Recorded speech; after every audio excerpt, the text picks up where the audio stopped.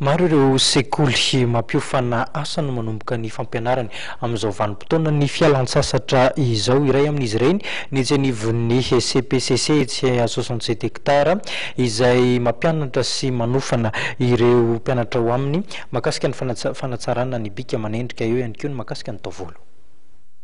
Anisan'ny sehatra mahaliana ny olona maro ny asa fikarakarana ny endrika sy ny tarehy ary ny bika ihany koa ary fanaovana taovolo.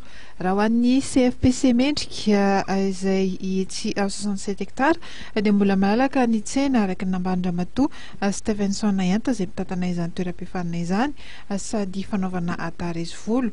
Ity fitoerana ity izay miavaka amin'ny kalitaon'ny fampianarana omeny. CFPC mendrika na centre de formation professionnelle de coiffure et d'esthétique mendrika 67 hectara akaikin'ny Kom fasiny Kara Maria Manjaka dia toeram-pampianarana taovolo sy fikojakojana ny tarehy. Ny asa ataonay eto dia mizara roa miavaka tsara.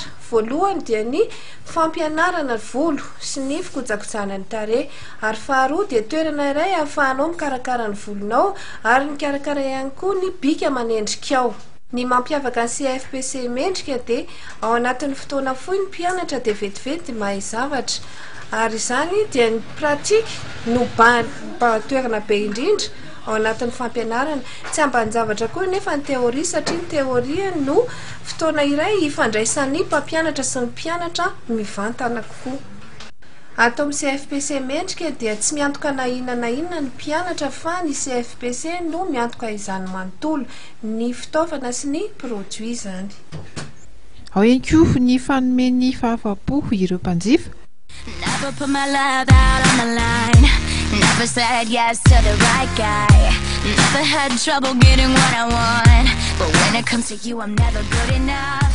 When I don't. Mahatonga anahy isafidy hanao volo sy tarehy ato amin'ny CFPC mendrika 67 zany dia mahafapo anahy fomba fandraisan'ny zareo sy ny fikarakarany zareo volo sy ny tarehy. Dia zareo koa mandray anahy amin'ny fotoana izay mampalalaka anahy rehetra. Dia zareo koa manao facilité de paiement. Ho an'ireo mpianatra izay mianatra ao moa dia maro rehefa nahazo tombontsoa tamin'izany fitoerana izany.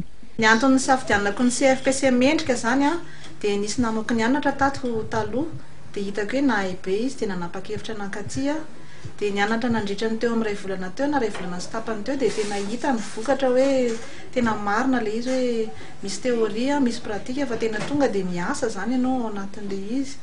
Dia faharoa manarakarak'izay koa misy facilité de paiement zany mandritra ny fampianarana. Raha ohatra zany mbola tsy opelan-tananao ny vola dia afaka miandry kely nefa ny fampianarana mitohy foana fa tsy mijanona akory. Dia fahatelo manarakaraka an'izay dia ny fifandraisana eo amin'ny mpianatra sy mpampianatra zany tena mety tsara, tsy dia misy elanelana be voara-maso tsara ny mpianatra rehefa mianatra, ary isaky ny hariva ianao dia tena misy zava-baovao foana entinao mody any an-trano fa tsy maty antoka ny ray andro andehananao aty. Araka nambarany tompon'andraikitra voalohany amin'ny CFPC mendrika ihany dia efa misokatra isan'andro ny fisoratana anarana eny an-toerana fa ny 5 sy ny 20 aogositra fa izao kosa ny fidirany ny andiany manaraka.